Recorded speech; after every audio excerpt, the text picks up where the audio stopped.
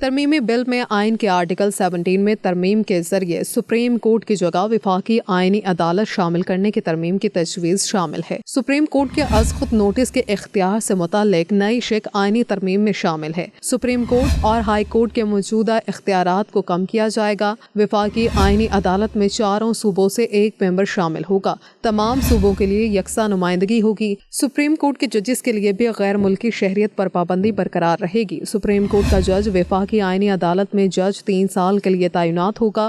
وفاقی آئینی عدالت کے جج کی ریٹائرمنٹ کی عمر 68 سال ہوگی۔ جج کی تعیناتی سے متعلق سپریم جوڈیشل کمیشن کو مشترکہ بنانے کی تجویز مسودے کا حصہ ہے۔